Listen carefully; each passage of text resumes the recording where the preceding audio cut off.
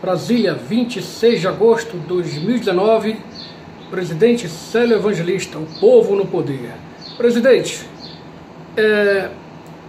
os advogados da Ordem dos Advogados do Brasil, o senhor convocou, convidou, chamou, eles vieram e alguns eu presenciei, se amedrontaram e se acovardaram, não exerceram a sua função em fazer a manutenção da nossa Constituição. E com isso o senhor não se deu por vencido e usou um membro da sociedade. Explica isso para o povo brasileiro. Meu povo, o meu abraço. E esse é o Brasil que nós temos aqui. Um povo bom, escravo, que pensou que havia libertado os escravos negros e parece que por castigo viraram uma nação escrava de si mesma, porque os escravagistas são aqueles que saem para fazerem cursos em universidades, são aqueles que viram políticos, que viram autoridades e depois escravizam a nação, escravizando as próprias famílias, porque nós somos uma totalidade de corpos, uma totalidade de espíritos e uma totalidade de mentes. Então não há como nós escravizar alguém se não escravizar o todo. E aí é que nós estamos neste momento de hecatombe de civilização. Hecatombe de civilização é quando as escolas não têm mais sustentação pedagógica para as necessidades da nação. E a nação não tem mais como sobreviver economicamente. Esta é a situação do Brasil. Não há mais dinheiro porque as formas que tinha para produzir dinheiro, a bandidagem do poder já acabou com tudo agora. Mas sempre tem responsáveis especiais. Não há rio, não há oceano que não tenha uma fonte que o jorra. E isso tudo na vida aqui na Terra é assim. Então essa hecatombe de civilização também tem as fontes que produziram ela. E essas fontes, uma delas é essa que você fez essa pergunta aqui. É os advogados. Não a instituição da Ordem dos Advogados, porque essa é inerte, ela só existe através do corpo advocatício que acompanha. Se não existir esse corpo advocatício, a instituição da Ordem dos Advogados não serve para nada. Então, hoje, a instituição da Ordem dos Advogados não serve para nada, porque não existem advogados. O que tem aí são analfabetos com títulos escolares de alfabetização, mas que na verdade não sabem ler nem o jornal Valor Econômico. Não tem cérebro para isso. E esse pessoal que passou aqui por mim não me surpreendeu, porque eu já há mais de 50 anos, o meu disfarce aí era advocacia. E a minha clientela era constituída de advogados. Tivemos bons advogados dentro do Brasil lá em tempos passados. E hoje temos alguns bons advogados, mas são tão raros que não aparece, não adianta nem citar o nome deles, porque seria como citar uma gota de água potável no oceano. A massa de advogados que estão aí não são advogados, são bandidos escondidos atrás de um miserável título escolar, de graduação escolar em escolas que ensinam o quê? Ensinam ideologia de gênero, que começa na base do ensino, onde as escolas foram transformadas em bordéis de treinamento das crianças na prostituição, no cafajestismo, na vadiagem e no crime.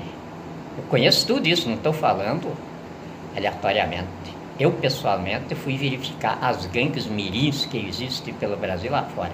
Terríveis, porque atrás dela tem promotores de justiça, tem conselho tutelar, tem juízes de direito, tem advogados, tem delegados, gangues extraordinariamente organizadas, satanicamente organizadas. Então, essa é a população advogatícia que nós temos. Então, não me surpreende esses advogados não terem competência para atuarem dentro do foro de soberania. Quer dizer, para atuarem em sede de processo histórico, o foro de soberania, perante a Corte Constituinte, que é o Supremo Tribunal Federal. Então, não me surpreende. E era preciso que, porque é muito pior o analfabeto escolarizado do que o analfabeto sem escola, porque o analfabeto sem escola ele mantém a sensibilidade, ele mantém a inteligência e ele tem percepção da vida. O analfabeto escolarizado não. O analfabeto escolarizado é um zumbi, ele não tem cérebro. Aí ele se torna um compilador de ser advogado de jurisprudência. Sem a jurisprudência ele não sabe fazer mais nada. E aí ele fica naquela coisinha que o Fernando Henrique Cardoso estabeleceu ali, o ABTE, né? Vai não sei o que lá, porque eu não uso isso. Então o Fernando Henrique Cardoso estabeleceu ali, olha, para escrever nos poderes públicos tem que ser isso, tanto sentindo para lá, tanto sentindo para cá, e tem que ter tanto telinho. Por quê? O cérebro das pessoas no poder público já não dá para mais. Porque os poderes públicos hoje no Brasil, inclusive o Supremo Tribunal Federal, raciocinam pelo ânus e defecam pelo cérebro. Se fosse diferente, nós não estávamos aí com um volume de mais de 11 milhões de pessoas já assassinadas e na base de 94 pessoas sendo assassinadas por dia. Então, esses assassinatos têm um autor. E esses autores começam aonde? Começam nos advogados, porque o advogado não está usando o mundo público dele, que era defender a sociedade, defender a nação. Não fazem isso porque não têm competência. São os analfabetos. E como que eles deixam de defender a nação, doutor? Porque existe uma cultura que o advogado parece que só se move aí, pelo menos foi o que eu aprendi, mediante o pedido de algum cidadão, né, pagando. Eles teriam que fiscalizar se a Constituição está sendo cumprida, é isso? Sim.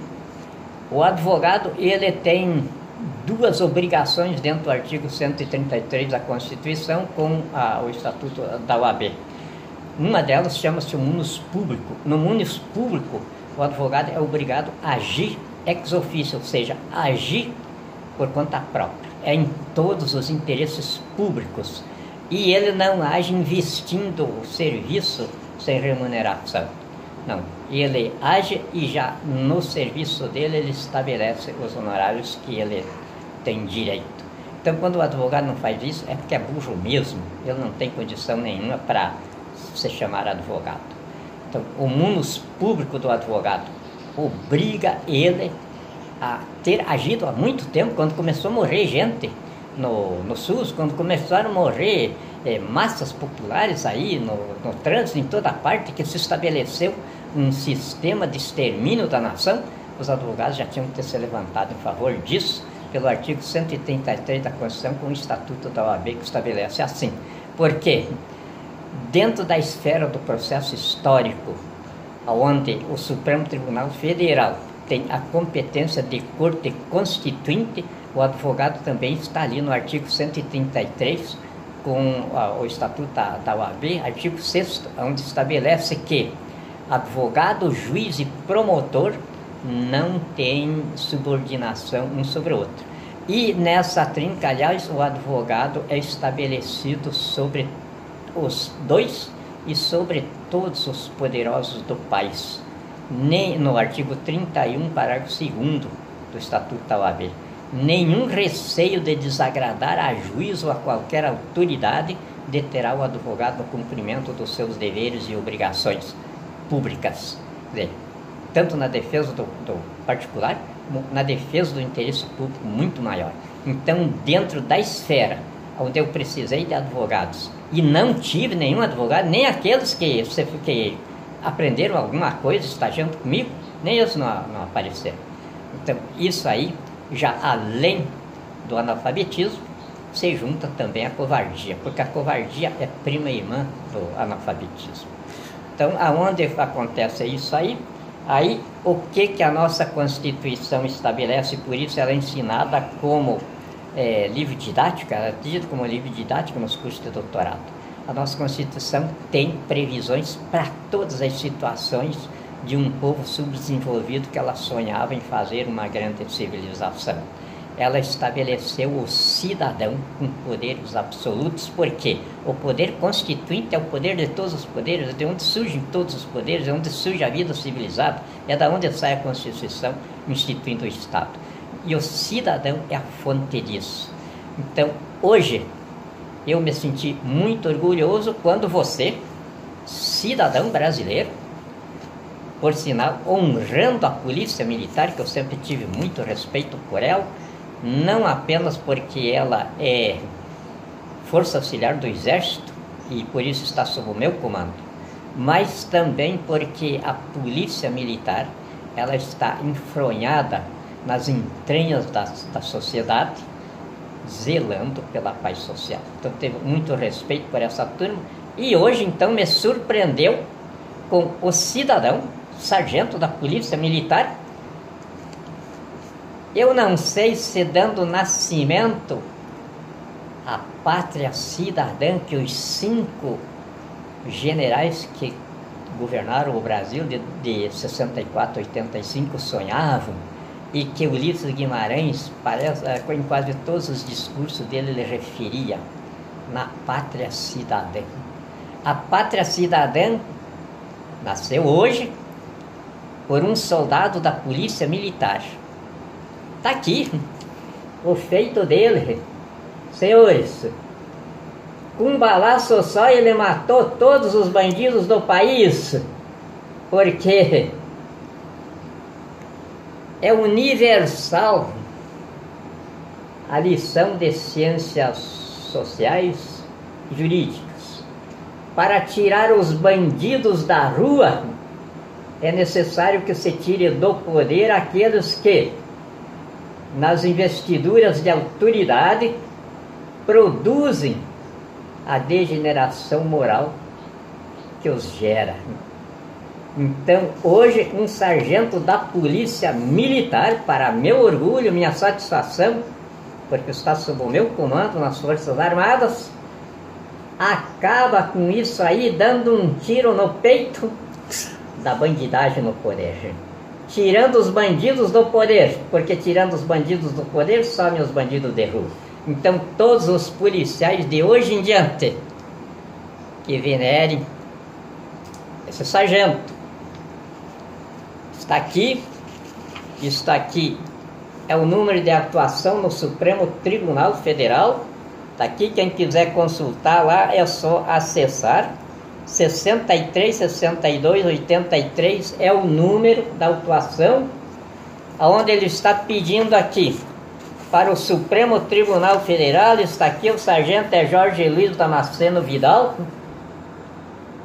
Ele está pedindo aqui para o Supremo Tribunal Federal reconhecer a extinção de eficácia da Constituição. O Supremo Tribunal Federal é obrigado a fazer isso.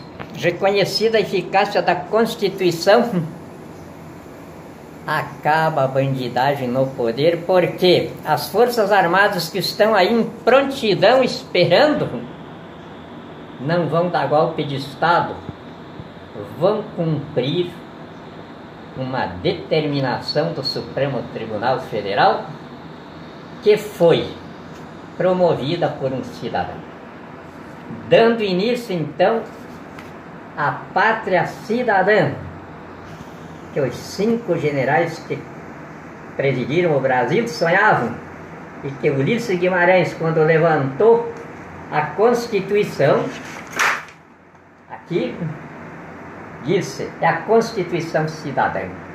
É a Constituição cidadã porque dela ia nascer esta pátria cidadã. O que é a pátria cidadã?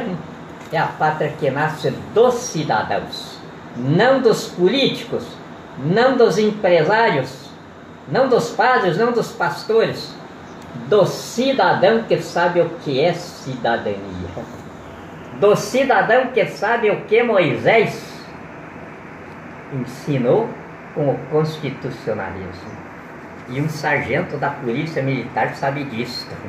E está aqui o Supremo Tribunal Federal recebendo hoje, em sede de processo histórico, no foro de soberania,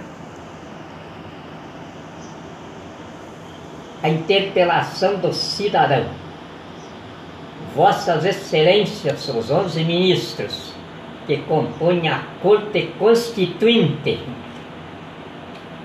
declararem a ineficácia da Constituição, que está demonstrada pelo corpo de delito do país e a baderna em que o Brasil virou.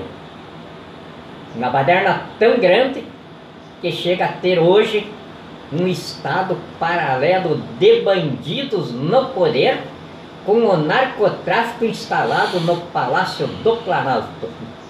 Narcotráfico esse que eu não sei se um plano superior dirige o processo, porque eu sempre digo que Deus está no comando e eu acredito que seja isso. O primeiro sargento que se apresentou salvando a pátria foi o sargento que interceptou o tráfico de drogas radicado no Palácio do Planalto, mostrando para o mundo a situação do Brasil. Lá na Espanha, o sargento vai voltar de lá como herói. Ele rebentou com o tráfico de drogas no Brasil, sediado no Palácio do Planalto, custeado pelos cofres públicos e guarnecido pelo exército. Esse sargento da aeronáutica, o sargento também rebentou com isso, graças a Deus. E agora um outro sargento, desta vez da Polícia Militar, rebenta com a bandidagem no poder, dizendo ao Supremo Tribunal Federal: tirem os bandidos do poder, que nenhum soldado mais vai morrer nas mãos de bandido nas ruas.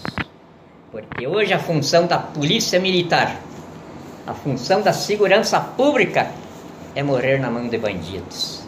Ou então fazer o que Bolsonaro está fazendo aí, se transformar em milícias de bandidos e sair matando a torto e o direito, como eles estão fazendo aí. E que eu não aconselho os policiais a continuarem nisso, porque dentro de poucos dias eu estarei no comando efetivo deste país. E aí vão ter de prestar conta comigo, porque eu não admito bandido matando bandido. Porque aí se transforma os bandidos que precisavam ser presos, punidos, se transformam em vítimas, e eu com bandidos solto que preciso fazer justiça em favor dos bandidos que os mataram. Eu não aconselho isso. Sigam o sargento que arrebentou com o tráfico de droga no Palácio do Planalto, que está lá na Espanha. É um herói da pátria.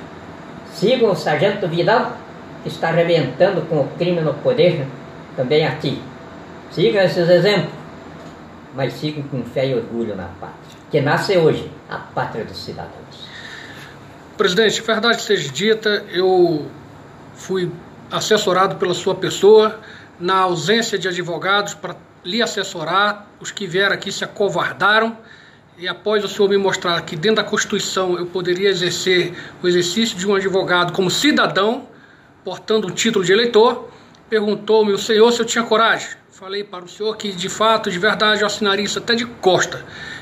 Tudo para ver a nossa nação livre, soberana, liberta do crime organizado. Então, na verdade, não foi louros para mim não. Primeiro, Deus que nos abençoou, e nos abençoou também com o seu mandatário aqui na presidência do Brasil, e esses homens corajosos que Deus está te apresentando aí, pessoas abençoadas, não só eu, como uma equipe completa que o senhor tem aí, ok? Ok. Fica aqui um abraço para o senhor e o meu agradecimento a Deus, em primeiro lugar, pela sua existência e a existência do Brasil no cenário mundial. Nossa nação tão bonita, tão querida, não vai sucumbir. Muito obrigado. E o meu grito de esperança para a nação brasileira é que eu não posso afirmar que hoje nasceu a pátria cidadã, porque eu faltaria com o dever de respeito para com o Supremo Tribunal Federal, que eu, como jurista, venero e tenho grande respeito pelos 11 ministros que eu integro. Então, o pronunciamento aqui é deles e eu tenho de aguardar isso. Então, eu poderia dizer: a Constituição cidadã que projetou a pátria cidadã está em trabalho de parto. Começou hoje. A qualquer momento nós vamos batizar a pátria cidadã, da qual o sargento Vidal, da Polícia Militar, é obstetra. Ou seja, a Polícia Militar do Brasil é obstetra da pátria cidadã. E isto deve orgulhar toda a nação. São os cidadãos hoje no poder, como eu venho dizendo há bastante tempo. E os cidadãos no poder, com Deus no comando. Muito obrigado. E qualquer cidadão, né, doutor, pode, de forma singular, ir lá documentar um documento, assessorar os 11 ministros para o bem feito da nossa Constituição em solo brasileiro. Correto? Correto. Qualquer cidadão. É dever do cidadão. Dever constitucional. Todo o poder emana do cidadão. Em nome dele é exercido através de mandatários por ele eleitos, ou então diretamente, quando esses mandatários apodrecem as instituições, então emergem os cidadãos no exercício direto do poder dentro da Constituição que os cidadãos produziram.